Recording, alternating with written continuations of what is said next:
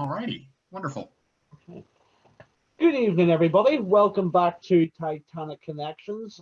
Today, we are joined by a couple of special guests from the Titanic Archive project, which I'm sure you knew all about. This evening, we are joined by Spencer Little, Littrel, Hello. and also our very own Matthew Smathers. So I would like to thank everyone will give them Hello. a very warm welcome. So Well, thank we you. are So we're actually just going to jump straight in with one big question. So, what exactly is the Titanic Archive project, and how did it get started? Well, to get started, the archive project is, at least to our knowledge, the largest publicly available collection of Titanic wreck footage in existence. Currently, we have somewhere near 34 hours of wreck footage available for public viewing on our website, which is just www.titanicarchiveproject.com. We started, I think, Matt, when was it? Back in July, June was when we started working on it. Yeah, so I guess I'll answer the second half of that question, is how this even got started. Back in April, I had a concept, which I'm rebooting, by the way, and I'll get into that later, for a Titanic video project about kind of like an independent documentary about exploring the wreck. And I got a hold of all of this public domain footage that had just been sitting on the back burner at the National Oceanic Atmospheric Administration. And it took several days to work through the wrangling to get this footage, but after we got it, I was just like, oh my God, this is an incredible resource that nobody else has. And it was like very shortly thereafter, it must have been, I want to say it was actually more like June. It was in like late May, early June when I kind of dropped it to you, Spence, and then you started working on the project. I think, yeah, you're right. I think the first copy of the website, which thankfully was never publicly released because it wasn't fantastic by any means, the first copy I had done in about 3 days, and it was just a rudimentary way of hosting the footage and really not much else. And then over the course of the next few months, we kind of refined things. We ended up working in the James Cameron footage, or at least the first version of the James Cameron footage. When we launched, it was on September 1st. We launched in honor of the anniversary of the discovery of the wreck. And when we launched, we were only at 30 hours of footage.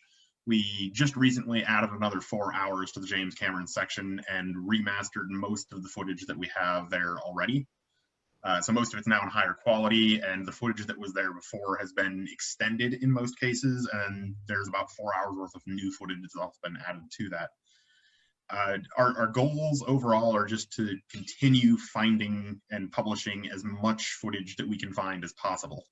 Like Matt said, the first batch of footage that came out of NOAA, that was about 24 hours of footage. Yeah, it was just under 24. It was about 23 and a half hours or something like that. And if you'd like to see that particular footage, that was kind of what kickstarted this whole project, because like Matt said, he found all of this footage and was going to be using it for a documentary, and we got to talking and figured that, as well as documentaries, just being able to see the footage gives people this opportunity to understand the wreck in a way that, I mean, no offense to National Geographic, History, and Discovery and all these wonderfully produced documentaries over the years, but they don't give you as much of an overview as the wreck. They tend to tell you the story and give you these little clips here and there, but out of context, it can be very difficult to understand what's in those clips, where they are relative to other things. And so to just be able to see this footage and understand it yourself is a resource that up until the archive project didn't really exist. Yeah, because before this, like, most Titanic, like you said, Spence, most Titanic documentaries and most programs all tend to just kind of give you highlights, and you never actually, like, I think for a lot of big Titanic buffs, we always want to know what ends up on the cutting room floor. Everyone has seen the bow, everyone has seen the bridge, everyone has seen the portholes, but what about the maneuvering of the sub? What about the ocean floor, the debris that might be alongside the wreck? Or what about these little details where the camera is just kind of off center and it might catch something that to any average viewer might not be interesting, but to a Titanic buff, it's stuff that we've never seen before. And so that was Exactly. kind of the best part And, of the whole deal. and for example, one of the most popular parts of our site, and one of the things that people seem to respond to most, was the stern section. Most people know that have watched any Titanic documentary ever. They like to focus on about the foremost 50 feet of the bow section, and then the bridge, and some parts of the grand staircase and the promenade. But for the most part, most documentaries just don't bother with the stern. And as of right now, we have somewhere around 7 hours, I think, of stern footage that gives you an overhead view of about 70% of the stern section, and then continues to get a bit closer in and do some up close inspections of large swaths of the stern that just up until now there wasn't much in terms of publicly available footage. We obviously have a ton focusing on the engine room because that's the most photogenic part of the stern, but those other parts of it that you don't tend to see, we have around 7 hours of footage covering as much of the stern as we were able to find. Yeah, and I know nobody has asked the question. I just want to jump in there and address a previous concern that had been brought up not too long ago regarding the stern section and the archive project. I would like to just make mention that a good chunk of the footage that is on the archive project, came from Noah, came through me, from me through Noah and through other archive collections, but it has since expanded. I would like to just, for the benefit of anyone who's watching, I would like to say that getting footage, the stern section is enormously popular because we don't often see it, but I would like to, for the benefit of those who are watching, I would like to say it is incredibly hard to find Titanic wreck footage that is either licensable without penalty or just have fun and do whatever you want with it. And of that, most of the time, it's going to be the bow section. We've gotten a lot of messages, a lot of comments, a lot of private inquiries, especially me. I know I have, asking for footage of the stern section of Titanic. We're doing the best we can, but I don't have a hard drive sitting around with all of this footage that has never been seen before. This is literally being put onto the website as it's discovered, as we all find it or as we acquire it. But for the most part, yeah, if we find footage, it's on the website within a week, so long as there's no restrictions or anything that we have to work around. As soon as we have it, and as soon as we know that we're in the clear to publish it, it's the next update that comes out, we'll have that footage. Yeah, I promise I'm not sitting on wreck footage, is what I'm trying to say. No. I want to see more of Titanic as much as the next person, because I love this stuff. But I promise I'm not sitting on wreck footage. I feel we should kind of address some of the difficulties that we have with wreck footage, because it is something that we haven't really talked a lot about publicly. Like the Woods Hole footage, we get asked almost every week without fail when we're going to add the footage from the 1980s. And we have looked into this. We actually were chatting with, I don't remember who it was. It was somebody at Woods Hole that was in their archival department. And we asked about what it would take for us to be able to publicly host the wreck footage from the 80s. What they told us was something to the effect of $50 per second of footage. So if we want 1 second footage from the 1980s, we're going to have to pay $50 for that. On average, you'd say about 8 hours per dive to go down to Titanic. If you get 8 hours of footage from Woods Hole, we ran the math on this, it would cost us about $1.4 million in order to get 8 hours of footage. And what really put this into perspective for me was, I know the Ocean Gate expedition is rather controversial, but the costs of going out on that expedition for one person was what, $125,000? Yeah, something like that. Well, we ran math on that too. You'd be able to dive to Titanic in person with a DSLR on that expedition and film 8 hours of footage for about $125,000. You'd be able to do that 14 times nearly in order to get the same amount of footage from the 1980s from Woods Hole.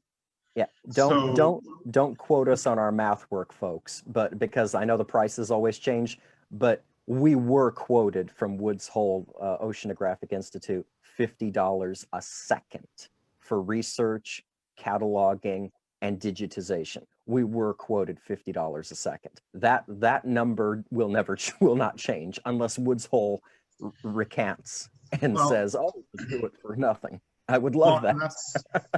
and that's one of the things that we've been trying to work towards is finding ways that we can work with institutions that have that kind of footage in order to lessen the burden of the cost of that sort of thing.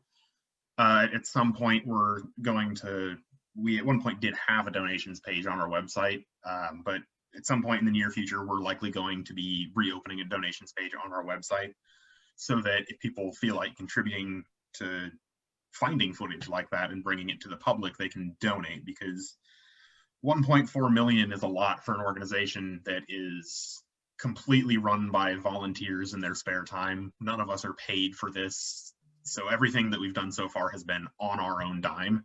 We just do not have the funding to go after footage like that. I mean, there was also the 90s footage, Al Giddings, which the footage from the 90s, the Robin ROV, that era, we found a decent repository that had a good amount of that footage in it, and it wasn't as bad as the Woods Hole footage was in terms of cost, but it was what, $30-$40 per second, something like that. Yeah, the price actually varied based on the clip. Al Giddings is a cinematographer, and he's done so much work. He even was cinematographer on the movie Titanic, James Cameron's Titanic, but he was, in as far as Titanic goes, he got his big deal in the 1991 film Titanica, which was an IMAX production. And that footage is, in my opinion, some of the most beautiful footage taken of the Titanic wreck in the early 90s. And it is licensable, but we do not have the funds to secure that kind of licensing because the clips vary in length. They vary the quality is pretty standard. It's good quality, but they vary in price depending on what they are. So like, as an example, you might see the Mir submersibles launching into the water, and that'll be like maybe $75 licensing for the whole clip. Whereas in the bow, the classic shot of the bow of Titanic coming into the bow, you might get charged $25 to $35 per second in that clip, and it's like a minute long. I mean, the math adds up. It very quickly does. I will just jump in real quick. We actually do have our first question from David McGee. His question is, have you got any plans to share some of the wreck footage from Britannic in the future? Matt, I can take this somewhat. I've actually been chatting with Simon Mills a bit over the last few days about the possibility of looking into Britannic wreck footage. I think we can both address this one. I think we can both address this one. I'll let you start off, Spence. Okay. So over the last few days, I've been chatting with Simon Mills about this, and he's been very helpful. The gist with the Britannic's wreck footage, we do have a section for Britannic footage, and it just doesn't have that much in it at the moment. Just due to the way that copyright for Britannic footage tends to work. You need permits to film, you need permits to publish if you're going to do it commercially. And what I was told was essentially that it's not really in the wreck owner's hands to release footage. It's often in the hands of the individual camera operators and anyone who holds that footage individually. And in order to get any decent chunk of footage that's unedited, I don't think there's really been much of that released, but most of the people who have been down to Britannic aren't wanting to give that kind of thing up for free either. But in a lot of cases, they aren't able to because they had a private filming permit, but not a commercial filming permit. And just as much as they don't want to release it for free, they don't have a commercial permit to release that footage. So even if they wanted to sell it to us, they legally can't. And so it's kind of a catch-22 where they want to make money off of their footage but aren't legally able to because at the time they didn't buy a permit to do that. So it's a trick to license Britannic footage. That, and there's just not. I think it's fair to say there's just not as much footage out there of Britannic. Well, I want to jump in there, and I actually want to politely disagree with that last statement.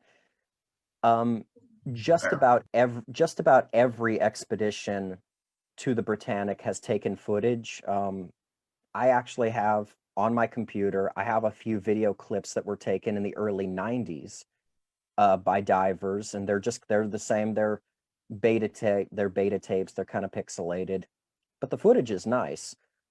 Going to what Spencer said, yes, it is very, very difficult to get licensable footage to the Britannic because of the legalities involving the wreck. You know, protected site, it's a war grave.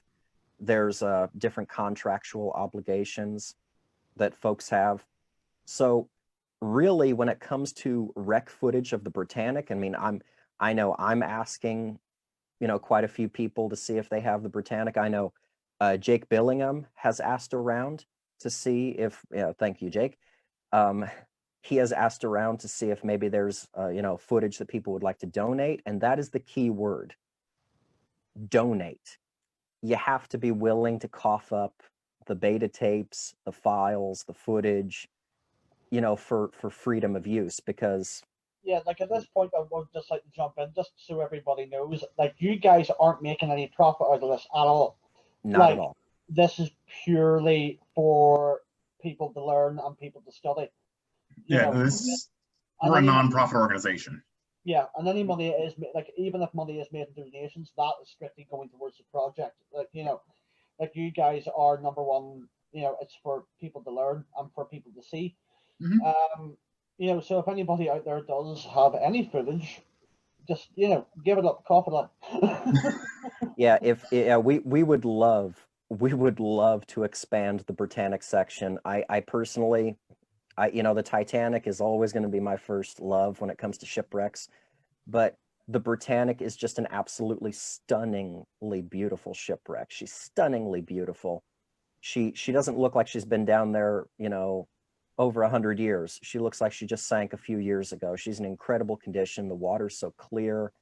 Unlike Titanic, which is just a dead ship, the Britannic is very much alive. It's very colorful. It's very beautiful. And I would love to expand the site with more footage from the Britannic, but it's just. And when it comes to Britannic and its footage in terms of clarity, it really does help that it's in such shallow water to the extent that you can have daylight down there. Because with Titanic, the most you're ever going to see is whatever can be illuminated with onboard lights. But with Britannic, you just have that natural lighting that when the water's clear enough, you can see as far as clarity will allow you. So you can get more of a sense of scale and perspective with that footage in a lot of cases. And as Matt said, that it is something we would love to expand into. Well, there's another question from our good friend Alyssa. I think this is more of a Titanic related question. That I think she's basically asking you guys on, like, have you guys got any footage of the debris field? We do. Yes, we do. We have a full section. We haven't gotten around to doing site descriptions yet for the debris field. If people in the audience aren't aware, we've been working on all of the footage that we have. When we get it, for the most part, it doesn't come with any sort of information as to what it contains. So over the last couple of months since we've launched, most of our site updates have been focused on analyzing that footage and writing descriptions for it so that people know what they're looking at. Our debris field section has, I don't know how many hours. I've got, I think, about 2 pages with about 5 clips per page, I think is what we've got for debris field footage, and they each run about a half hour or so. Would you actually like to get the website up and actually show some people? Yeah, actually, that would be something I would love to do. Okay, one moment. Can get the site up. While you're pulling that up, Spence, I would like to, you know, say the descriptions for the debris field can be a little complicated because there's something different appearing in video frame every couple of seconds. And when Titanic broke apart, there's just a scatter of everything imaginable in the debris field. And then there are actually some clips that remarkably don't show anything at all. The debris just kind of gets into this scatter pattern, and you actually have large patches where it might even be so much as a minute or more where you're just looking at flat bottom. We have one clip, you know the clip I'm talking about, Spence, where they're traveling from the stern section to the bow section. And it's like an uninterrupted clip, lasts a couple of minutes, but there's not much that appears in that stretch. I'm pretty sure it's about, because you're talking about the one where they approach the bow from the boilers, right? Yeah. Like that kind of off the starboard side coming towards, yeah, I think it's about 10 minutes they're moving towards the bow, and you get some piles of coal here. And then as you get closer in, there's some torn off hull plating here and there, but it really is just like up until you get into the bow, it's 2 or 3 minutes at a stretch. You're just looking at sand. Yeah, it's kind of interesting the way the debris field is. I know the RMS Titanic Incorporated and, you know, NOAA had just done that big advanced survey of the wreck, but I was actually kind of surprised by that clip in particular because there's not much to see in that one. Not as much debris as I thought there would be anyways. Well, and one of the other things that we got to address this with the description specifically, because we've been asked, for people that have been to our site and have found that debris field section with all the footage, we've been asked many times, you know, when are you guys adding descriptions for the debris field? And I will say it's not our top priority right now. First is the bow, because we can likely get that done in the least amount of time. Then comes the stern, which is going to be a bit more difficult because of how disheveled, for lack of a better word, the stern is. It's just, there's not a lot that can be easily identified on the stern. There's some, don't get me wrong, but a lot of the stern is, things are so far from where they should be and look so far from what they were that you have to think about it for a while. It's not just sit down for a couple hours, look at what you see and write out a description. There's a lot of analysis that goes into that.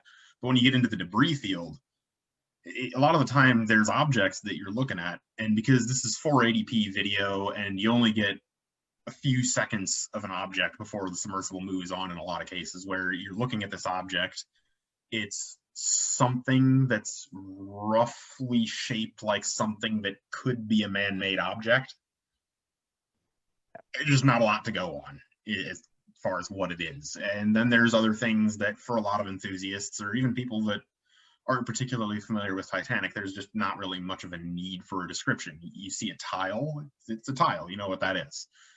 But you'll find patches where there's large mounds of coal, and then there'll be a black leather handbag that's been heavily degraded sitting in the middle of a pile of coal. And you're having to distinguish between these large black lumps and this slightly flatter black lump sitting in the midst of it, and trying to pick apart what all of this is from only a few seconds of rather low resolution footage. So the debris field has been something that we want to write descriptions for it, and we want to be able to give people this information accurately, but there's just so little to go off of in a lot of cases that the descriptions have been somewhat delayed. Let's not even get started on descriptions for the stern section. The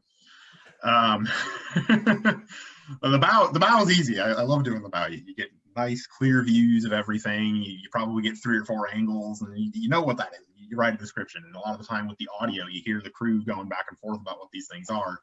And so if you can't figure it out visually, a lot of the time there's somebody in the submersible that will get it before you do, and then you hear them point this thing out and go, this is what this is, and you just go, oh, all right.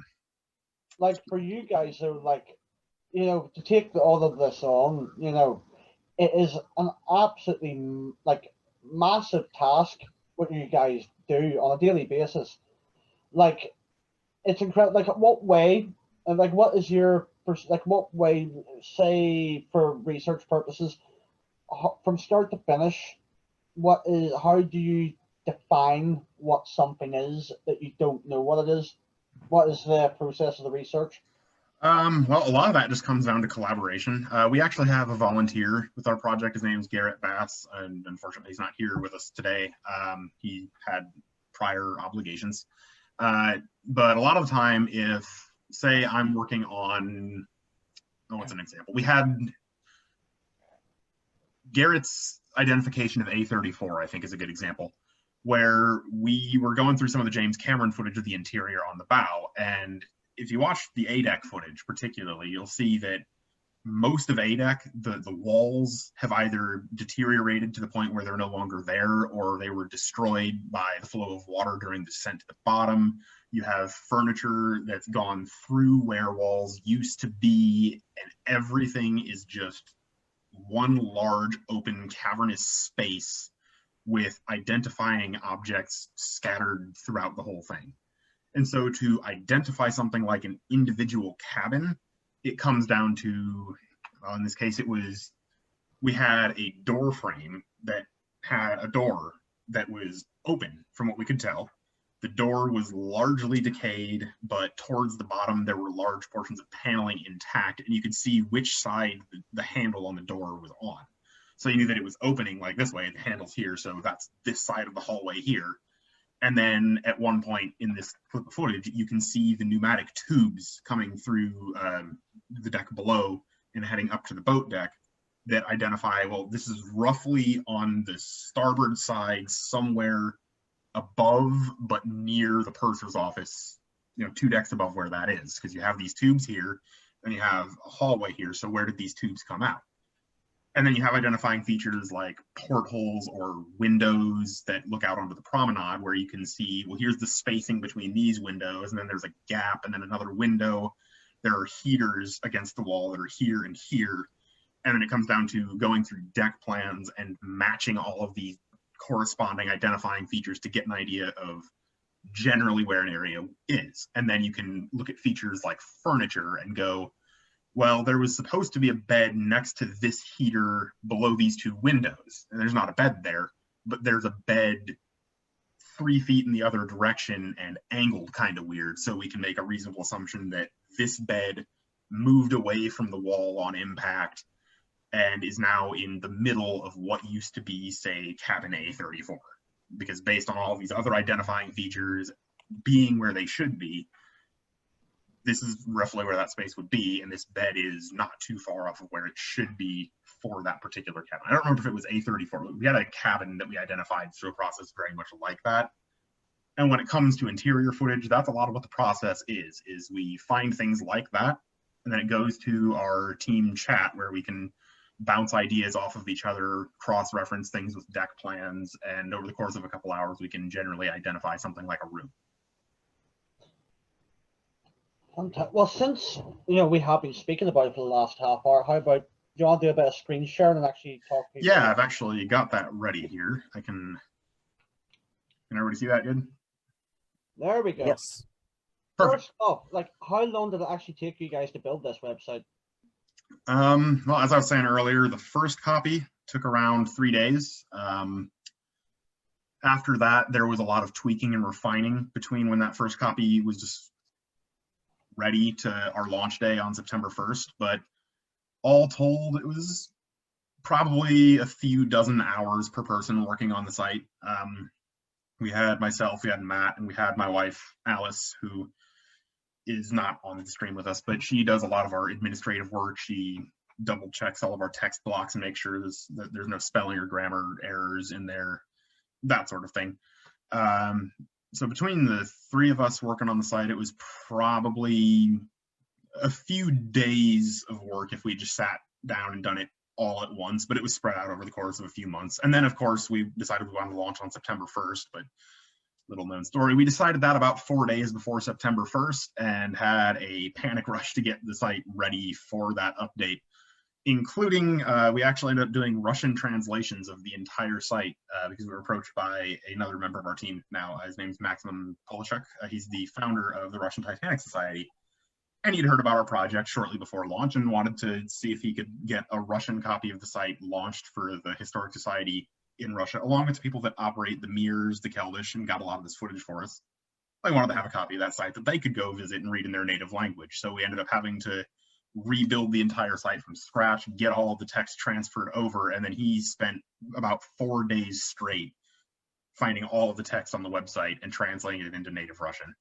And I don't know how he did it. I couldn't have done it.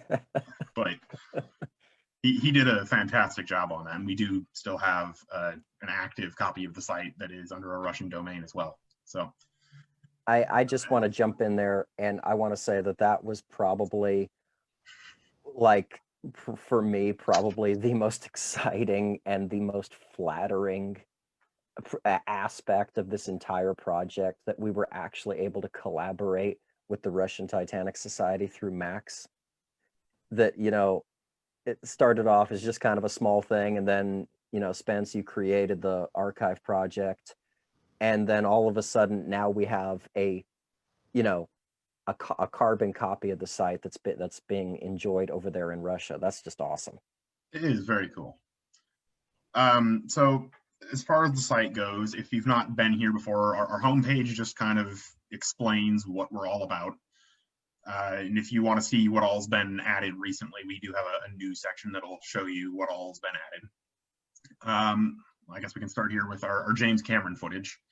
This section has recently been overhauled completely. We have footage from 2001 and 2005, totaling about 7 hours from James Cameron. If you go into our actual footage archive, in this case, our descriptions are different than what they usually are. What we've done is these PDFs here are the original descriptions written by expedition crew members analyzing their own footage. And wherever we could get a positive identification on which descriptions went with which ones, we've included those next to that particular clip. I should note, it's been noticed since we launched this update that some of these descriptions don't perfectly line up with videos. We have 7 hours of what is, to our knowledge, I think 50 hours of footage that was originally donated by James Cameron to the CyArk collection. They were going to be doing something kind of similar to this. They wanted to do what they were calling the Titanic Database Project. And the Titanic Database Project, it went live for a few months, I think in 2013, but was removed during a site redesign. And now if you go to the CyArk website, you can find things mentioning that they wanted to do this project. But if you follow the links to the gallery where you can view the footage, it's gone, and it's been gone for over half a decade at this point. And all of our contact with CyArk indicated that they had essentially have said that during their site redesign, their focus shifted more towards 3D modeling of historic sites where they had more data available to do that sort of thing. And that because the James Cameron Titanic footage wasn't a 3D asset, as they called it, it was no longer within the scope of their site, and they just aren't doing that, apparently. So what we have is about 7 hours of the footage that James Cameron donated, and we have been attempting to get a hold of CyArk lately to see if we could find a way that we could publish the rest of that footage, because if it really is 50 hours of footage from 2001 and 2005, I honestly can't even imagine what there might be inside that. I know that James Cameron did some ROV exploration of things like the engine room on the stern, and that there were attempts to get into areas like the turbine engine room. There was extensive exploration of areas like Scotland Road, making attempts to get into places like Boiler Room 6 that, well, that didn't succeed, unfortunately, but just a lot of ROV exploration of areas that we don't really see a lot of. And that's what all this footage was all of his ROV footage, just unedited, uncut, and released to the public. So if we can work with them to get the rest of that archive up, I would absolutely love to do that. We could extend what we have on our site by another 43 hours if we can get a hold of that footage. Currently, we've got 7. So this here's our 2005 section, and all the videos, if you wanted to watch one in particular, you can see what is in there is kind of a preview, or you can just follow along with descriptions. Full screen works naturally. If you go through the YouTube link, you can Chromecast. So if you're wanting to watch it on a TV, for example, following the YouTube button down here will take you to the actual video on YouTube. And from there, you can cast it to your TV and watch it on a larger display. Although most of it is 480p or less in some cases. So you have limited benefits from a large display like that. But I think we have 14 total sets of footage from 2005. almost everything from the James Cameron section is on the bow, if not all of it. Matt, do you know of anything in our James Cameron section that isn't from the bow? Not off the top of my head. A lot of that footage, I just kind of dropped with you guys, and the copies that I had were low resolution. So it didn't really, I didn't really spend too much time analyzing it for obvious reasons, because I wasn't really going to use a lot of this stuff for my video project. Yeah. But I think, didn't Max also contribute some additional video clips as well? I have not seen those. Yes, actually, I was mentioning earlier that recently our entire James Cameron section has been reworked, and that was where that came from. We had about 3.5 hours of footage originally, but Max, again, founder of the Russian Titanic Society, had higher resolution copies of what we already had. And in a lot of cases, he had extended copies of what we already had that brought the total up to about 7 hours. So it was a couple weeks ago now. We got that, and we spent that week, we actually went and deleted the entire original James Cameron section and rebuilt it from the ground up to hold the extended and higher resolution copies of that footage. And that is what we have here now. I will note there are some that you'll note they don't have descriptions with them. In some cases, we just didn't have them. We just don't always have everything, so wherever it's available, we've put it there. As Matt was saying earlier, we're not holding anything out. If we've got it, it's on the site. Or, I mean, there are a few Titanic-related programs that I, of course, have in my private collection, but they're not licensable, unfortunately, due to copyright restrictions.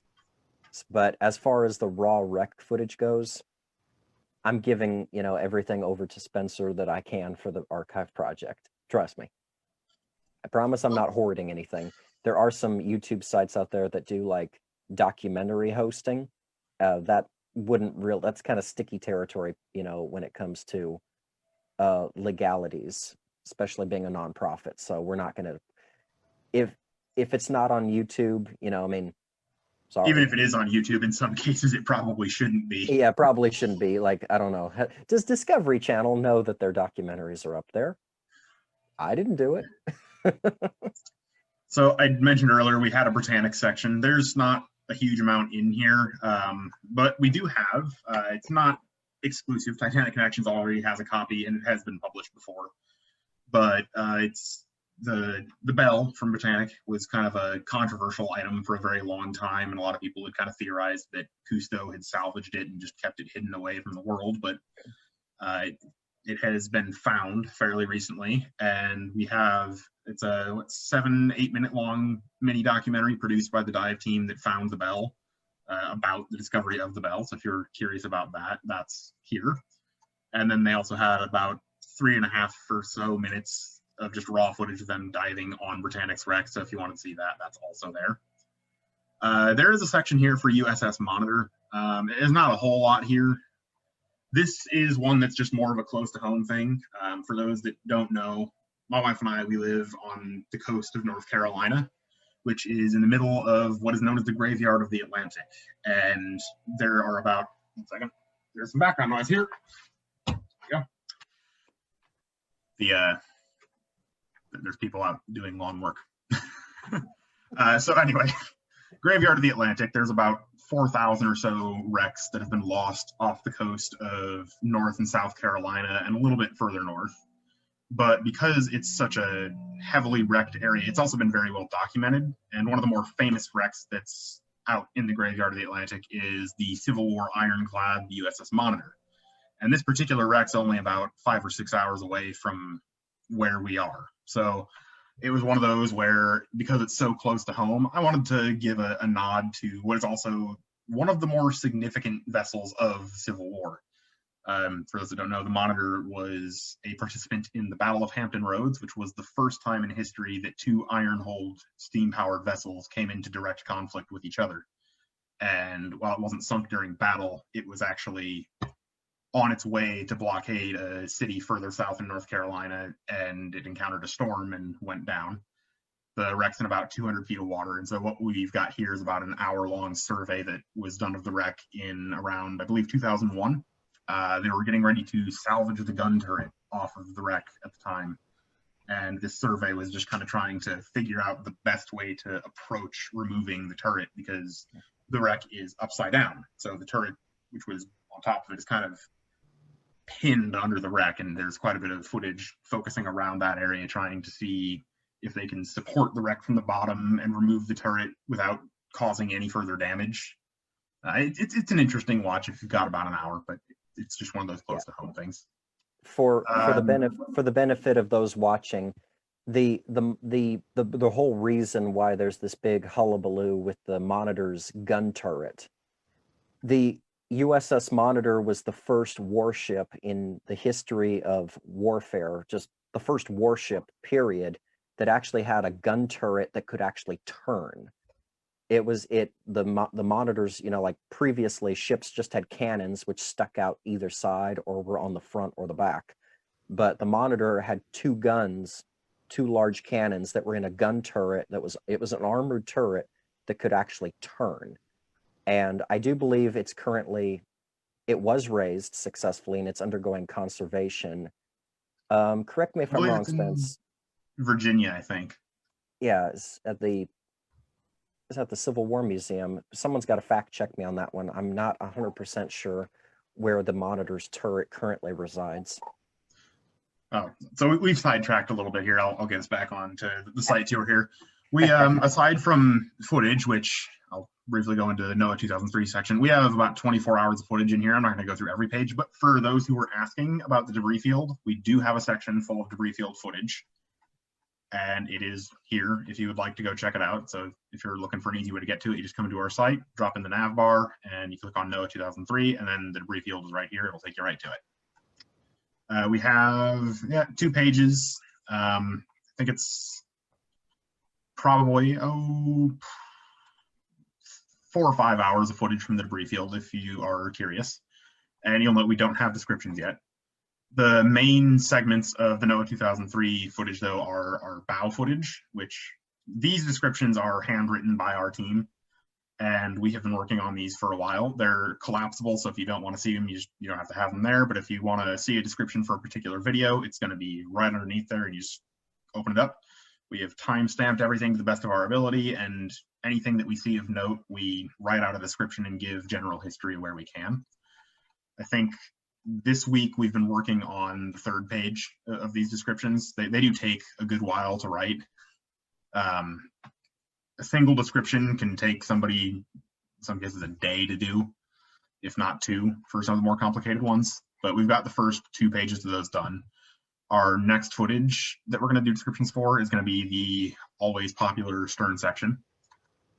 We have, like I said, about 6.5, 7 hours of stern footage that you can go through at your own pace whenever you'd like. And then aside from our footage, we have a photo gallery, which in some cases, the expeditions that we find footage for, they also have extensive sets of photos that were taken on them. In the case of 2004, it's a lot of surface photos for the most part, but they're usually fairly high resolution. They give a good bit of insight into shipboard operations during an expedition, how things are done.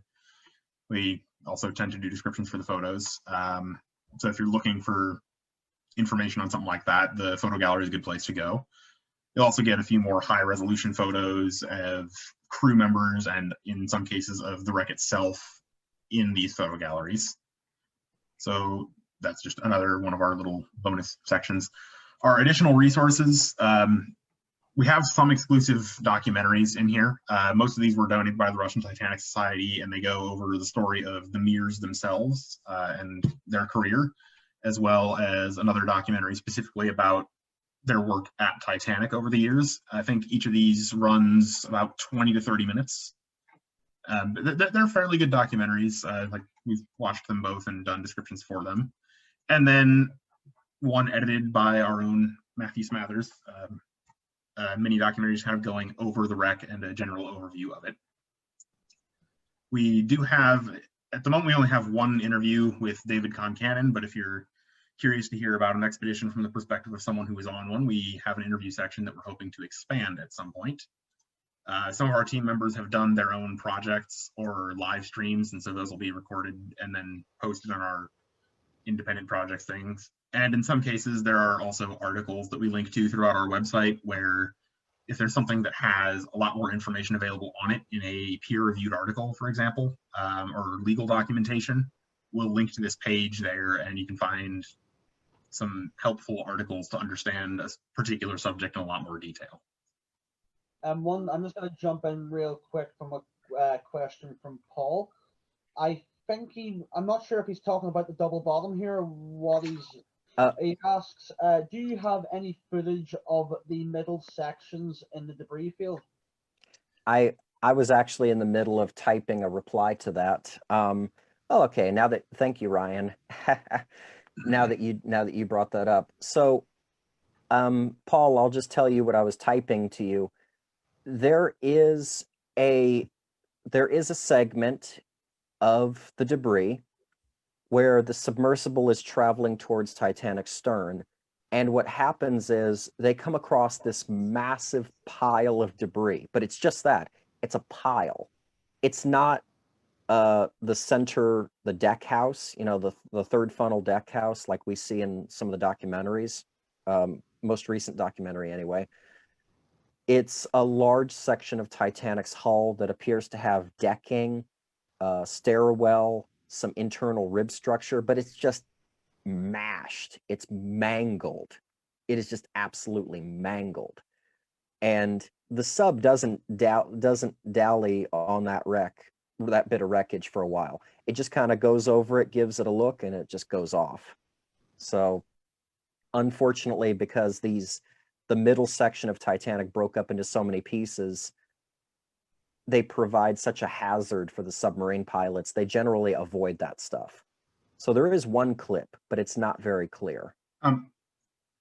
If you would, Matt, can you actually send me a link to that particular? I do have somebody that's actually been specifically asking about tower debris for a while, and I didn't know about it. So I'd like to send that to them once we're done with this. If you can just send that of course. Yeah, I will check the link on the archive project, and I will direct you to the right video. There is a section. It's about maybe, oh gosh, I want to say it's maybe 5 minutes long. It's more than a couple of minutes long. The sub kind of comes in, and there's this dark mass that appears, but it's just this huge piece of debris that's been crushed. Is that the only tower debris then that you guys have came across so far? So far myself, and I've done a lot of watching on the NOAA footage because I was going to use that for my video project. So as soon as I saw that, I was like, what in the Sam Hill is this? I ain't never seen this before. So that really threw me off when it appeared. That was a big piece of Titanic I'd never seen before. Yeah. Well, so Ryan, with the tower debris, if I'm not mistaken, the 2010 expedition did do some fairly good coverage of the tower debris. Like they specifically went and investigated that a bit, didn't they? I think they were also investigated it last year as well, didn't they? With back to I don't know if they went to the tower debris. I know they went to the bow and stern sections. But as far as I'm aware, the last time we spoke, the RMSTI. No, wait, that wasn't RMSTI. The last time yes, you're right, 2010. Then we were speaking to Park Stevenson. From what he was saying, I don't believe all of the footage has been released though, but he has pretty much confirmed that they have found the entire, like everything that is missing, they have found. That's the way he was putting it across, that they basically have found everything that should have been there. But as Matthew says, most of it's an absolute mangled mess. Yeah. Like even the bits I've seen, it's an absolute, it's more or less unidentifiable. Well, so in the world, I actually have been asked about this. We've got an hour-and-a-half clip of footage from 2010 on our website. I will clarify for legal purposes. The clip that we have is not one that we have hosted on our own channel. It's been uploaded by The Telegraph. If you've seen the 2010 footage uploaded by The Telegraph, that's what's on our website, but it is just a direct embedded link to that. So they're getting all the credit on that one. That's just, we wanted to have it there, but for legal reasons, we are not able to host that on our own channel. So that's all we've got there. We would love to have more 2010 footage put up on our site, but not going to stray too far into that territory. Yeah, no, that It have a lot of stuff from 2010 because that's whenever a lot more of the sort of photo imagery and stuff was at, like it was all done in 2010. So who knows? Like you know yourself, sometimes it maybe takes 10 or 15 years before this stuff all of a sudden pops up somewhere. Hopefully in the next few years, maybe the 2010 footage might magically show up somewhere. Who knows? I'm certainly trying my best to get hold of some. But who knows? I have hope. I have hope and faith. Matt, did you have something? Oh no, I was just going to say, you know, you never give up hope with this kind of stuff because, you know, I was actually going to say earlier, if James Cameron or anyone directly to James Cameron ever watches this, hey, we are a free venue. This is a free venue for you to host your footage, your glorious, beautiful footage. I don't know why you're hoarding it. Well, I do understand why you're hoarding it, but still, this isn't going to cost anybody a dime. If anything, it's costing us. And we would like to bring as much of this footage out as we can. I guess now that we've kind of gone over the site and who we are, what we're doing, should we get into talks of upscaling? Yes, that's something I think a lot of people are going to be very interested to hear what you're doing. Okay, so before I get really far into this, because this is one of these things, I know the internet, we always like to jump to conclusions and then immediately want everything all the time. This is something we are working on. It is going to take a while, and I cannot guarantee that it's going to happen in any extensive degree anytime soon, just purely because of how much this is going to likely cost us. And like I said, most of this is going to be done on our own dime until we have our donations page up. We have been looking into and running some tests with 4K upscaling and just regular HD upscaling of various bits of footage. And what this means for those of you out there that may not know, James Cameron's footage, the NOAA 2003 footage, pretty much everything in our archive with the exception of the Telegraph's 2010 footage is in 480 resolution, so standard definition. It's not HD, it's not the best quality, it's a bit pixelated in places, it's blurry, it's just kind of the nature of how this footage works. Unfortunately, this is, in most cases, footage that was filmed on film cameras that didn't do this digitally, and if they were filmed on digital cameras, that's going to be worse for us in some cases, actually. But beta tapes, for example, on the mirrors, the NOAA 2003 footage is filmed on beta tapes, which are a type of film, and what we have is the digitized copies of those beta tapes. But the digitized copies we have were produced in 2003, 2004, that kind of time frame.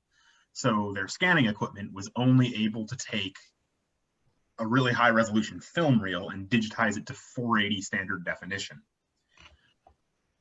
We haven't gotten around to quite where I'd like to be with that yet, but in some cases we've been having good luck with AI video upscaling, which allows us to take, for example, James Cameron's 2001 and 2005 footage that's, I believe, digital 480, and we have been able to upscale that footage fairly convincingly to full HD quality, and in some cases 4K, and in one particular example, I believe we fairly convincingly upscaled some to something as far as 8K.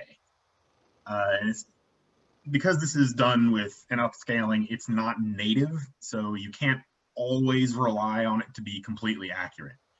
But what it has done in a lot of cases, it brings out a lot of detail that is there but very fuzzy in the footage previously. Things that you kind of have to squint to figure out what they are, they just become clear. You can look at something and understand it. Things will pop out in the footage that before you could tell that it was there if you really looked for it and you knew what you were looking for.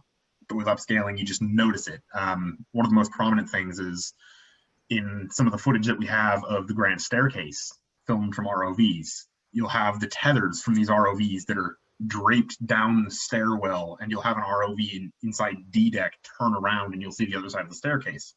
Now, in the standard definition footage, you might be able to squint real hard and tell that there's some fuzzy something hanging down. But with the upscaled footage, you're able to look back and see what's almost like a spider-webbed netting of ROV tether running down the stairwell from 50, 60 feet away. And it's been very promising what we've done. I think grand total, we've upscaled somewhere approaching 30 to 40 minutes of footage like this in various clips. And it's going well. But this is where we get into it's going to cost us a lot. And I have to interject here as someone who is not very, like, no matter what folks say about me, I'm not very tech savvy when it comes to this kind of stuff. Thank God it's an AI, it's an integrated program. So even I'm doing some of the upscaling myself. But I think on that note, now would be a very good time to let people know, Spence, why this is going to be a very time-consuming process. About how long does it take to set up and auto-generate this program on a 5-minute clip? Well, depending on the clip, the settings you've got, and the target for the upscaling. I had, what was it, 2-3 minutes of the D-Deck reception room door? 3-minute clip that I upscaled to 4K, and it took over 4 hours.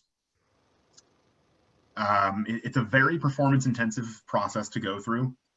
We are working on our home hardware that, I've got for those of you that are tech savvy, I got a GTX 1650 for a GPU, reasonably good CPU, 16 gig of RAM. It's a decent setup, but it's not fantastic. The more power we've got, the faster we can do this, but it's a very performance intensive process that, if done improperly, can overwork a computer to the point where it will cease to function.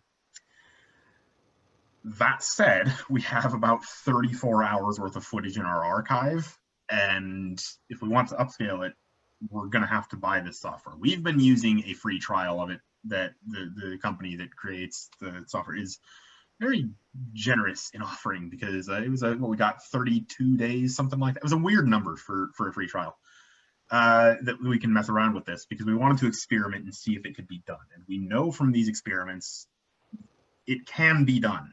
And the results are, I feel like we're tooting our own horn here, but they're incredible. The results that we have achieved with this upscaling process are so far and above what we could have hoped for. I get a little teary-eyed just thinking about what we could do if we had the ability to do this with the whole archive. Yeah, so what we want to do. Don't. Yeah, toot the horn, Spence. Honestly, the upscaling process was a genius. It was a genius thing that you tried, and it honestly, Max was the one who first came up with the idea. Oh, Max came up with this idea. Max turned me on to it. He was doing photos, and I was like, well, what if we tried this on footage?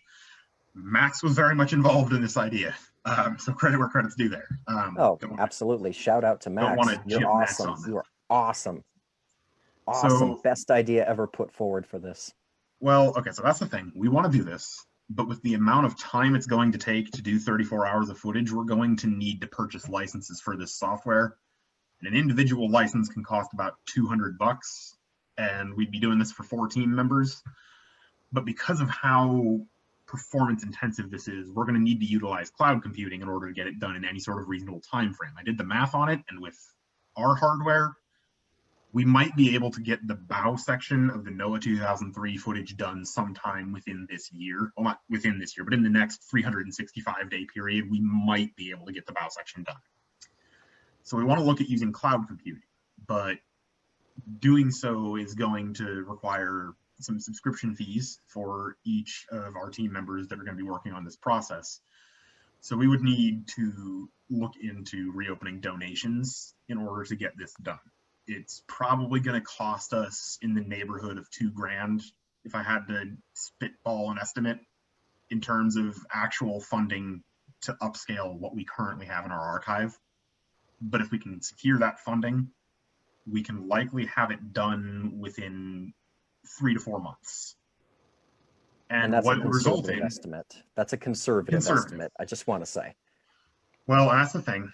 We could get this done, but what it would result in, if we can secure the funding to do it, and if we can get it set up and done, we would have all of the same footage on our archive, but instead of the blurry 480p stuff that you're looking at now, you'd have full HD footage in place of everything that's there now.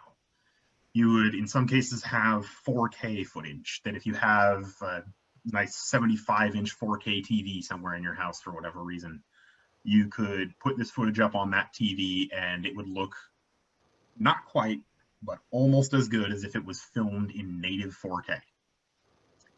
So, that said, we are very excited about this prospect, but it's a very expensive prospect to work with, and we want to do it right. I know that it sounds like a lot to ask for that kind of funding from anyone, and even a large audience, but in order to, I suppose I'll just mention this now and announce it, in order to kind of show people what we've been able to do, at the end of this stream, we are going to be uploading examples of upscaled HD footage from the James Cameron Archive. The clip that we'll be showing in particular, it's going to be on the Archive Project Facebook page, and it will be on the Titanic Connections Facebook page as well.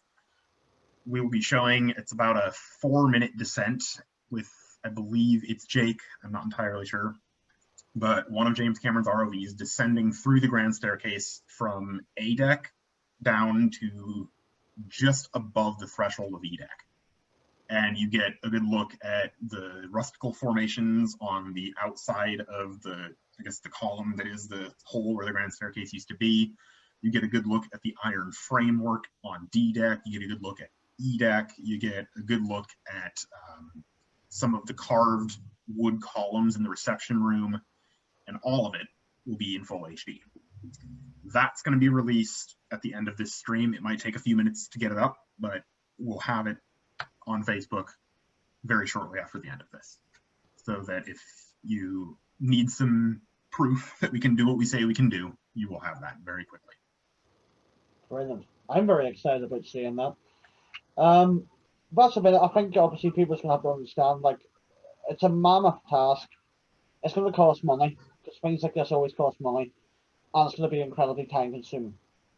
So I have no doubt in my mind you guys are going to do it, but people's going to have to be patient. As you say, like, if the job is worth doing, you want to do it right. You want to do it respectfully. I know what, if people have to wait a year, a little bit more, even just for the body section, it's going to be well worth the wait. Like, Titanic footage in 4K is an incredibly exciting prospect, and the fact is that you guys have tested it, and the tests that you've done as far work. Like, the possibilities are incredibly exciting. Well, and so I do want to just one little bit more on that technical detail thing, because it does seem like a lot to ask for. I mean, we're going to be able to do stuff with that kind of funding, but the cloud computing aspect for the more tech savvy among people, it's going to ring a bell that goes, why do you need cloud computing? Just use the computers you have and it'll take a while.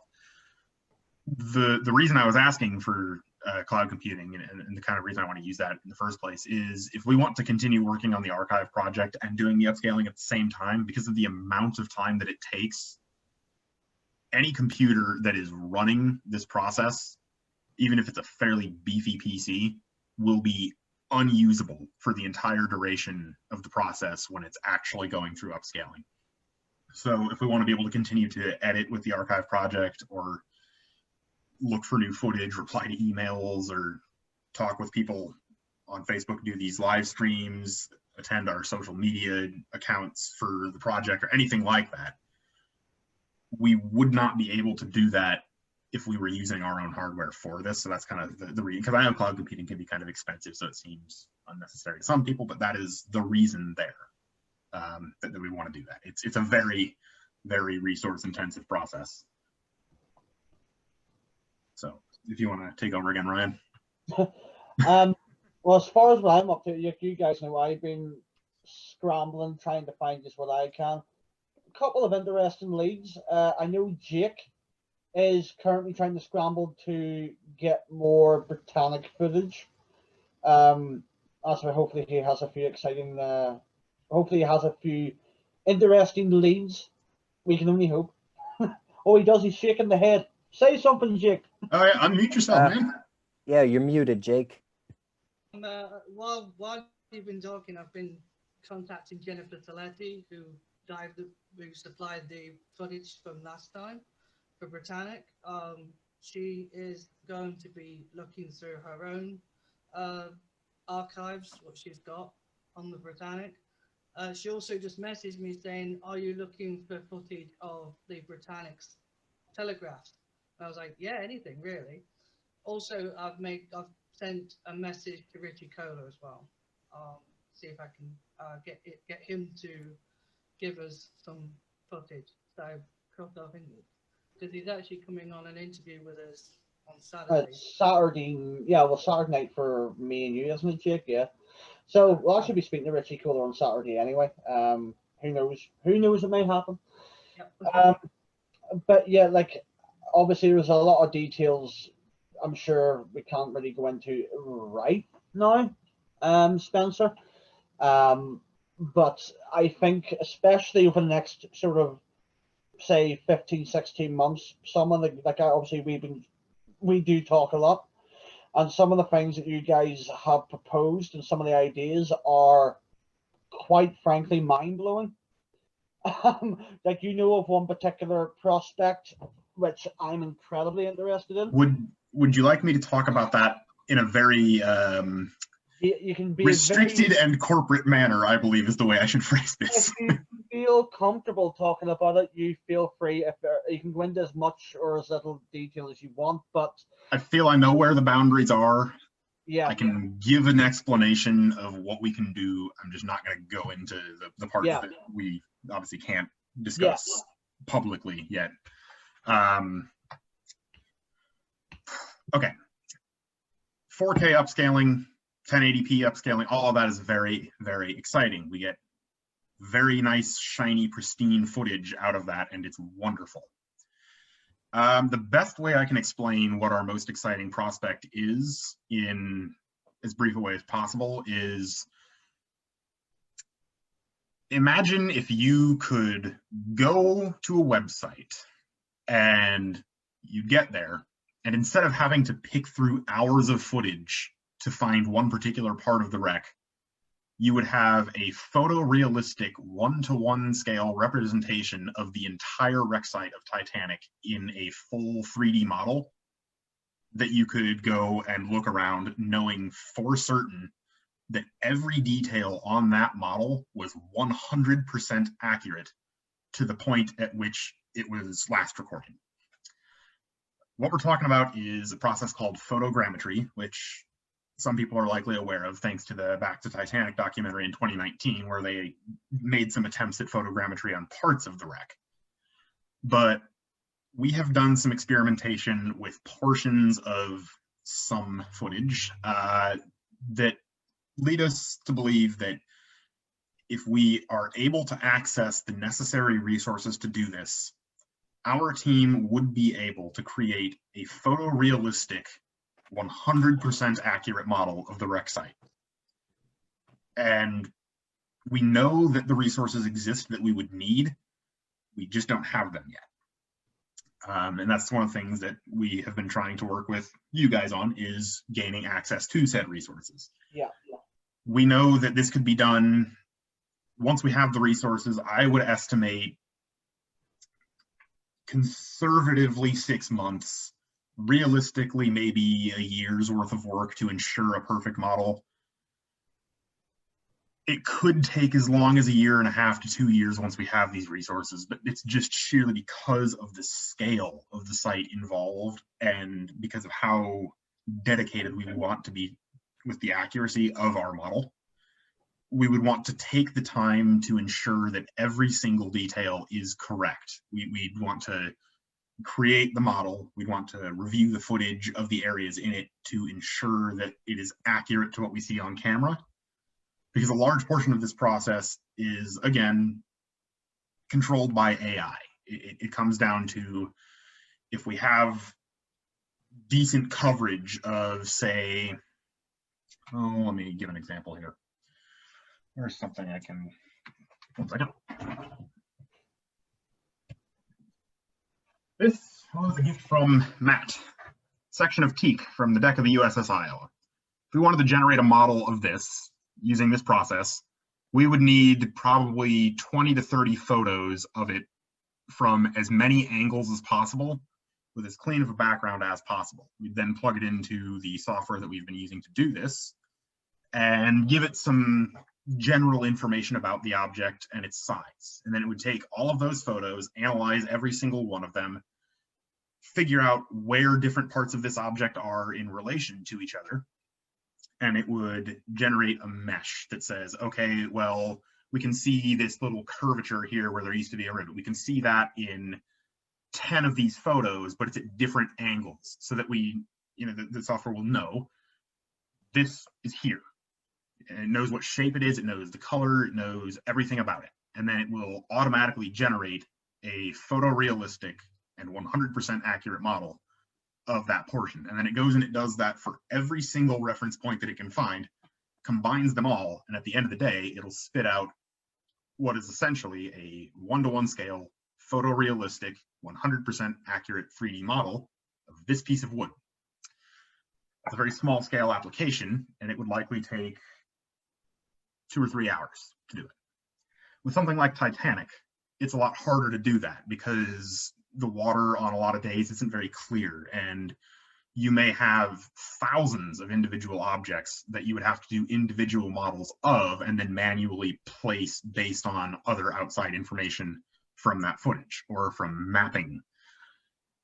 But that's just because of the clarity of the water. If we were somehow able to get cameras onto Titanic on dry land, we could probably do it in a lot less time. It's just because of the clarity of the water that it would take so long. But we just have to get enough coverage of each area of the ship. And if we can get enough coverage of each area of the ship that we can get those reference points on the vast majority of the wreck, then we would be able to do this. It wouldn't all be done in a single processing session. It would be likely hundreds of them for individual objects that would then be combined into a single large scale model that we at the Archive Project would love to then go and publicly host for free so that anyone anywhere on Earth with an internet connection would be able to explore Titanic as extensively as they would like from the comfort of their own home. I'll just jump in. Number one, I think every Titanic enthusiast, even like every single one of us, everyone watching, that's sort of like a dream. Like, don't get me wrong, like the likes of, like for example, like the game Titanic VR, like that. There's to this point, that's the closest we can get. And obviously, like Titanic VR is great, but it has its downsides, it has its faults. To explore as close to the real thing as possible would be a whole other experience. I hope you don't mind me saying I was incredibly lucky. A couple of months ago, I did get to see a very sort of beta test. And from what I saw, it was just one tiny section of the wreck, I will distress, on the starboard side.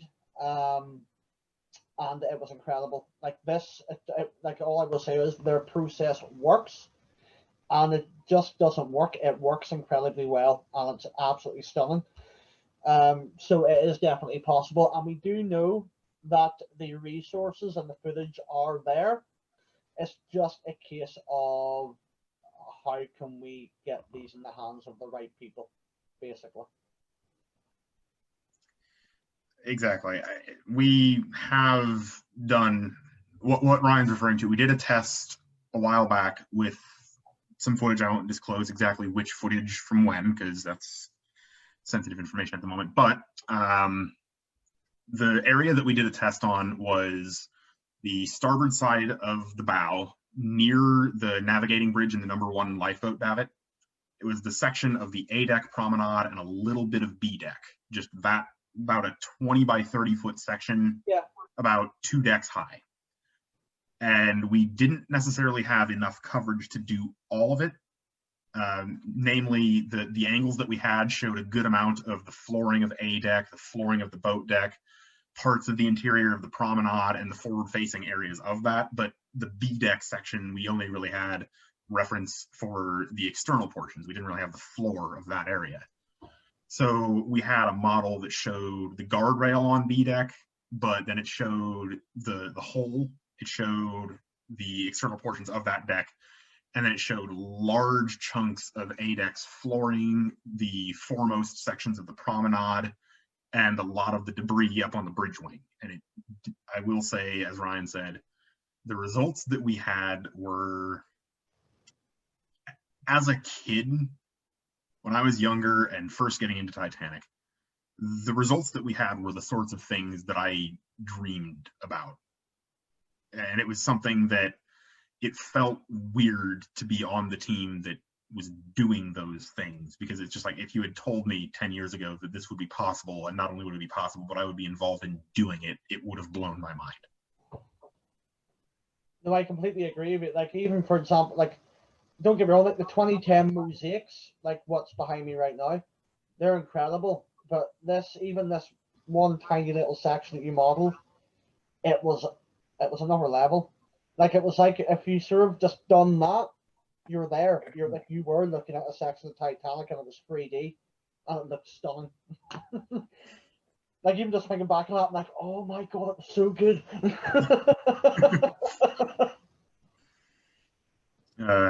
Yeah, no, I would love to be able to get our hands on the right resources to do this properly. We don't at the moment, but again, with enough support from the community, and I figure if we get a large enough group of people with a loud enough voice, the right people will hear us. And if we can get those resources, we can make this happen. No, I completely agree. And, you know, the archive project's not going anywhere.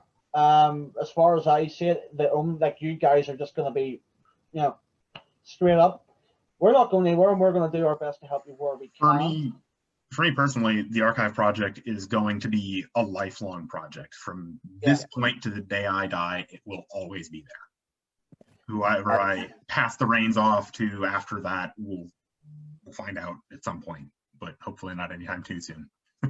Yeah, as long as, I got to jump in there. As long as one of us is alive and still kicking, this thing is not going away. This is always going to exist in some manner. It's not going nowhere. And we're not talking, you know, thousands, like, we're not talking hundreds of hours of footage here that's out there. We're talking tens of thousands worth of hours of footage. It is out there somewhere. Oh, yeah. I mean, by all means, we like to talk about the archive project like it's the end all be all. It's not yet. We've got 34 hours of footage. Ryan, what would you say with the mirrors specifically, because it varies based on the submersible? How long would you say an average dive was? Average dive in a mirror, well, you're talking 2 hours down, 2 hours back up, and maybe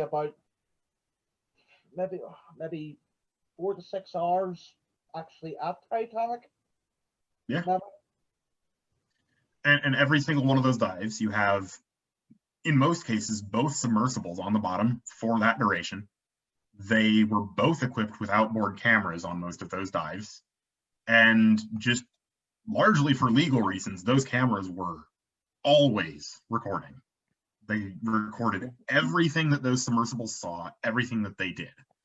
With the 2019 expedition, I'm fairly certain the same legal things were going on. They had to record everything. With the 90s dives, I don't know if they had to, but for the most part, they did. With James Cameron's interior exploration, again, they recorded everything, whether they thought it was relevant or not. Over the years from 1985 to today, there have been hundreds of dives between all the groups involved. And each one of those lasting anywhere from 3 to, in some cases, even 8 hours. With the sheer amount of time that people have been down there with cameras that in most cases are legally obligated to record, there has to be thousands of hours of footage. We've got 34, but we've got a long way to go. And as long as we're all still kicking, we aren't giving up on that. I Just agree. Is just wanted to throw out there, just as an example, most of the footage that is on the archive project from the 2003 expedition, you have Mir 1 and Mir 2, but this is, you know, like what, 23 hours of combined footage that mostly comes from one single dive or two dives. So you've got like dives on 2 days. two from what I dives, was- two dives, two submersibles. 24 They- hours of footage. Can you imagine, like in the year 2000, when RMSTI went out there and were doing recovery operations using the Mir submersibles? That lasted more than a day. That lasted more than one dive, more than two dives. The 90s, when they were, you know, when the Nautil with Efermer was down there, there's hundreds of beta tapes from that have never been seen. Well, and so I don't know. I don't think this is. I'm fairly certain we're going to hear. I know particularly of one source that we have been chatting with. I'm not going to mention any names here, but we've been chatting with some people with the Russian Titanic Society over the last few months. The Mirs were based out of Russia. The Keldysh is based out of Russia. Most of the time, they were piloted by Russian pilots. The pilots of those submersibles like to save things in a lot of cases. We know for sure, we've had somebody talking with some members of the expeditions that say that they personally have dozens of hours of footage that has never been publicly released, all in HD, that they just have on their laptop and have shown at meetings of the Russian Titanic Society. And we have been attempting to try and find a way that we can make a deal with people who have footage that's just, it's not necessarily under lock and key. It's just that it's a lot of effort to get it out there in some cases.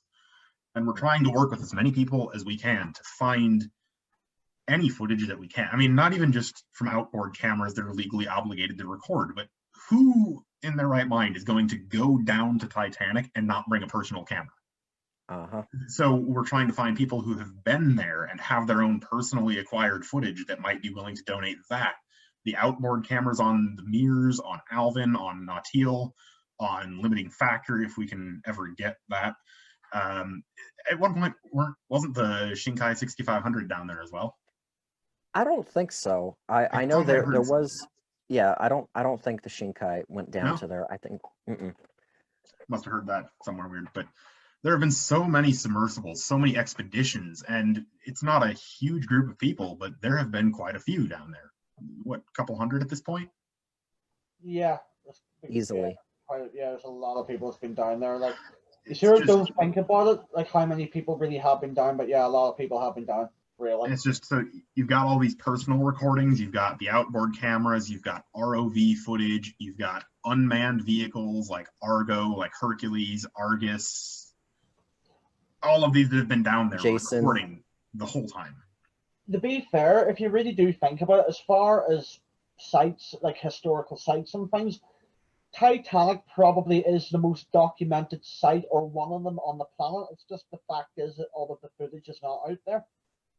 And that's exactly why we exist. You asked at the beginning of this call, this stream, why do we exist? And it is largely for that reason. I'm not gonna specify anything here. Part of my initial burst of motivation with this site was out of spite for a particular documentary. I'm not gonna specify anything. You didn't even have to specify. I think everybody knows what you're talking about. Yeah, no, I'm not gonna name any names. I'm not gonna even give a year. I'm just gonna say there was an expedition at one point that gave the rights to their footage to a certain cable network that then spent months marketing the ever-loving crap out of a documentary, saying that it was going to be brand new, shiny, high-resolution footage for everyone. And then we got the documentary. It was 24 minutes of advertising. It was maybe, at best, 30 minutes of actual content. And only 6 minutes of it was actual wreck footage, and almost all of the wreck footage they gave us was of, you guessed it, the first 50 feet of the bow. And they never released anything else. I've not heard anything else about plans to release anything else. Well, that wasn't Pacific at all. Yeah, no, I have no idea what documentary you're talking Yeah, about. For Not a legal clue. reasons, I'm not giving names. I don't want to get sued. I I don't mean, think if we're going to be technical. But you know what, Spencer, like you and Matthew have been incredibly generous, and you have spared us 90 minutes of your time. I know you're a busy guy. But before we do wrap up, basically tell the guys, everybody watching, what can they do to support you guys and help you guys? Well, for right now, if anyone is watching out there that has footage or that knows someone who has footage that maybe it just hasn't been released because it takes effort, or because maybe the person who actually has the rights to the footage isn't the most tech savvy and just doesn't really know where to go, or they would love to donate but haven't figured out where they would like to donate it to. If you have anybody in your life, or if you are someone that has footage or knows someone who has footage that is not going to get them in legal trouble to release, I should specify, contact us. We have our website, which is www.titanicarchiveproject.com. We have an email. It's just titanicarchiveproject@gmail.com. If you have anything like that, if you have resources, if you have connections that might be willing to donate, let them know or contact us directly. If you have footage, we want to publish it. It's not something that we're ever going to charge for. That's something that that's been one of the core motivations of this project. I get tired of companies getting the rights to this footage and then wanting to charge out the rear end for it. I want to make this a free, publicly accessible archive that anyone, anywhere in the world can access for free.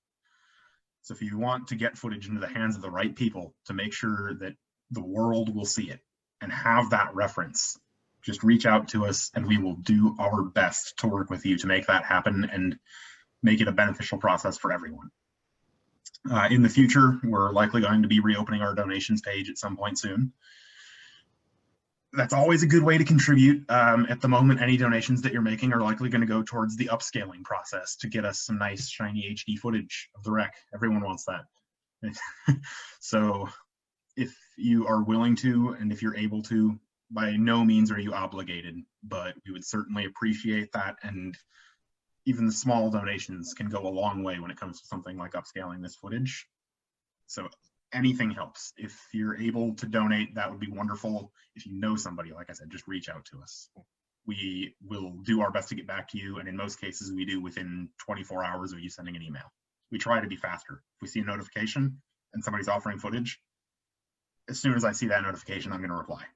If it's not me, it'll be Matt. If it's not Matt, it'll be my wife, who, as I mentioned, does a lot of our administrative stuff. But other than that, I think that just about covers it. Well, there is one thing I would like to interject. I would like to interject that we also had previously talked about collecting stories and interviews, and it was mentioned previously in the video. I would like to throw that out there, that even if you do not have licensability, I think that's the right word, even if you don't have licensability on wreck footage for some reason or another, or if you just don't want to put it out there for whatever reason, if you have been to the wreck of Titanic and you want to share your experiences, maybe do a Zoom meeting, a recording, if you want to share your personal experiences and recollections, no matter Even how photos. even photos, no matter how long or short that experience may be in an interview format, we would love to hear from you. And I mean, like, I would love to hear from you. If you've been to the wreck of Titanic, talk about how Titanic has moved you, what you've experienced on the wreck. We want to put that out there and share that with the world too. Yeah. I feel, if we're getting ready to wrap up, one just final note about us.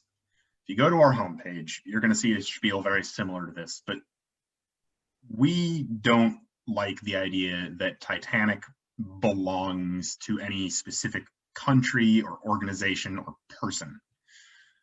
It's a UNESCO World Heritage Site, but for most people, they don't have the resources, they don't have the finance to be able to go to this site.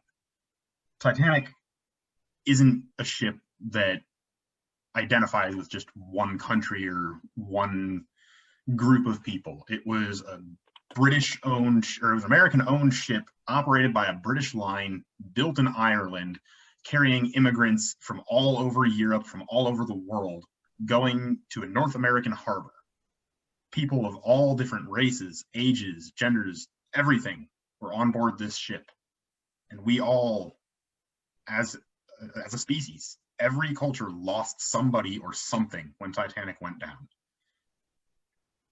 We should all be able to access that site. And it feels like a loss when a company just hoards the footage.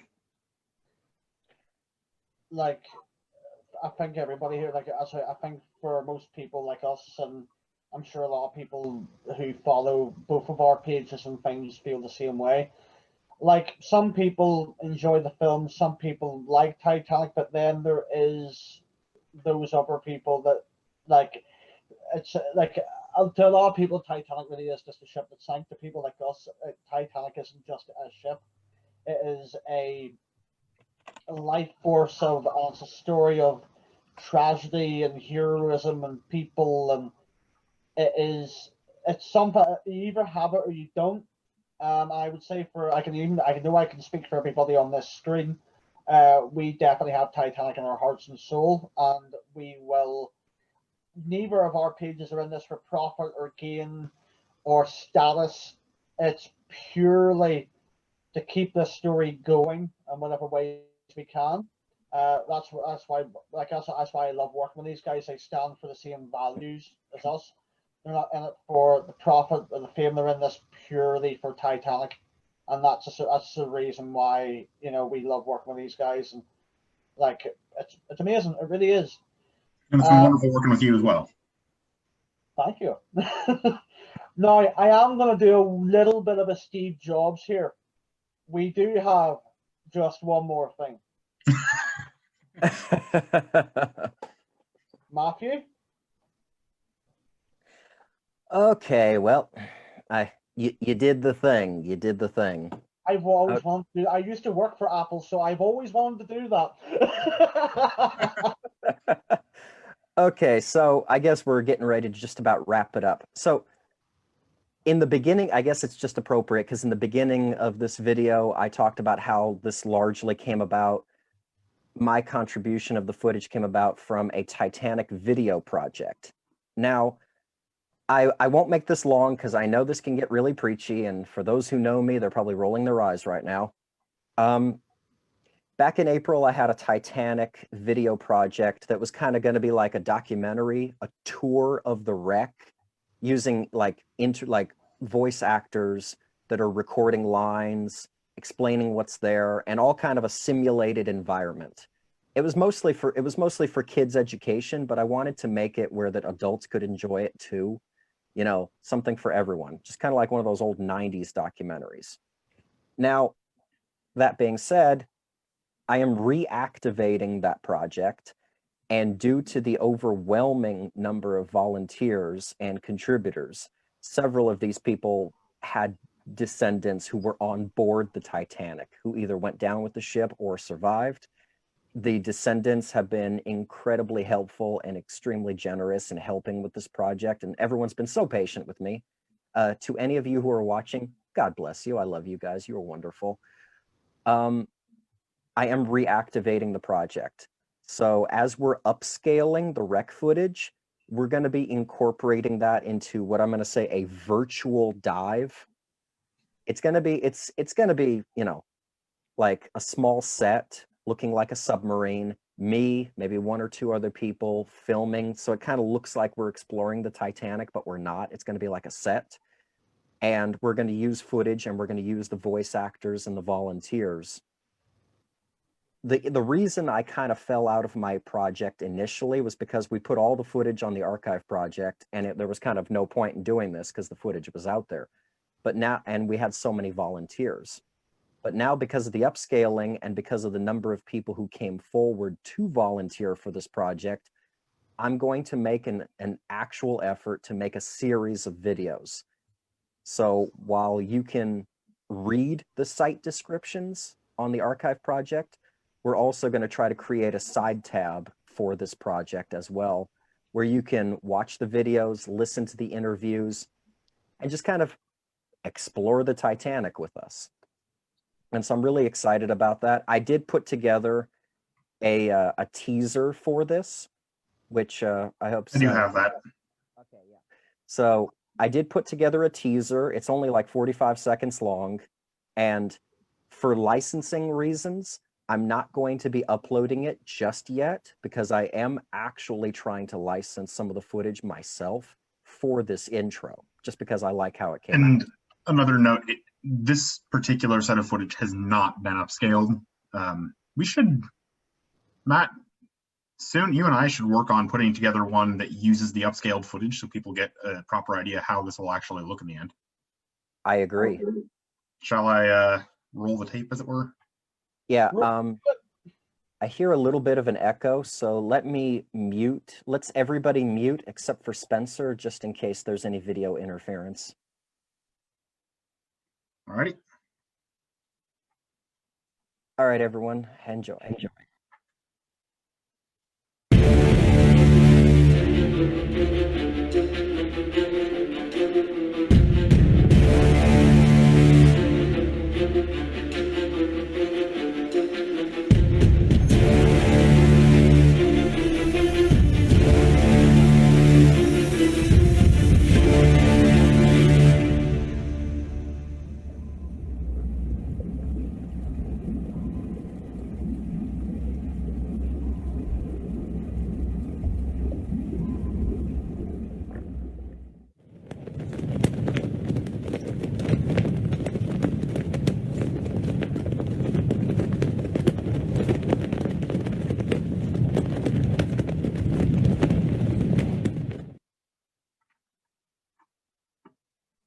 Alrighty. Thank you for sharing that, Spence. I don't know how smooth that was, or if the audio. I was watching it on the live stream. It actually looked like it came through quite nice and clear. Good. That was goosebumps. Speaking of documentaries, I hope you don't mind me saying. That's right. As well, Matthew has been working his sausages off to also put something together very, very special for our Britannic week, which is going to be coming. I will not set a deadline, but we are aiming for sometime at the end of the week. Yeah. So far, the video editing process is primarily done. There are a few things that I am going to be working on almost immediately after we end this call. And it's been a very long process. It's difficult, but thank God, thank God I've got quite a bit of material to work with. Shout out to Tom Linsky and the Honor and Glory team for allowing me to use material from Britannic, Patroness of the Mediterranean, and WilliamMurdoch.net for their historical footage of the Britannic. I'm hoping to have it live and uploaded on the 22nd, which is Sunday. So hopefully we'll be premiering the Britannic video on that day at some point during the day. It will come out on the 22nd. That's my goal. As well, we'll not put any time. We'll not put any deadlines or anything on it. But as you know, Matthew, that's something I'm incredibly passionate about. Is actually like little mini video projects and documentaries and things like that. So I think, especially next year, I will imagine that we are going to be making more of these for people to watch. So we are planning on doing little mini documentaries, and I'm sure we'll be working with the Archive Project and other people obviously as well to bring you some really awesome stuff. We've had a few ideas, and well, Matthew's an absolute genius whenever it comes to video ideas. There's been a few concepts thrown around the room, and if we can pull off what we want to pull off, next year is going to be very, very exciting. But whenever this video comes out on Sunday, that is a very nice little taste of more stuff that's going to be coming sometime in the future anyway. Well, I'm certainly looking forward to it and looking forward to where these video projects. I appreciate the compliment, but I gotta add a little ... and another note to what you just said about how I'm a genius with these video ideas. this may be.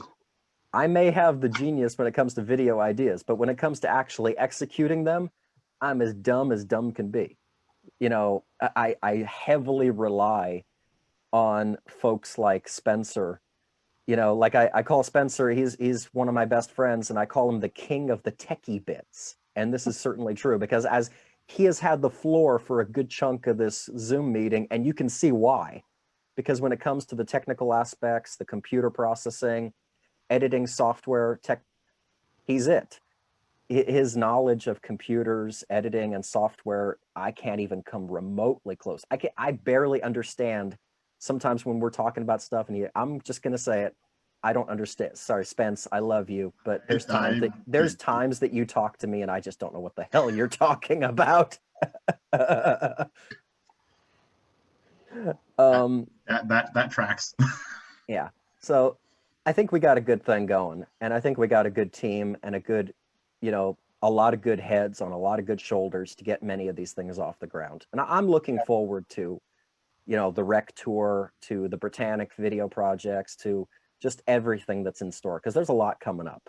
There's a lot of ideas that we've had this year. Like I think I would probably say for both of our groups, like we started into the second half of this year, and to be fair, the last few months for both sides, I would imagine, has all been about just sort of getting a bit of momentum going and growing.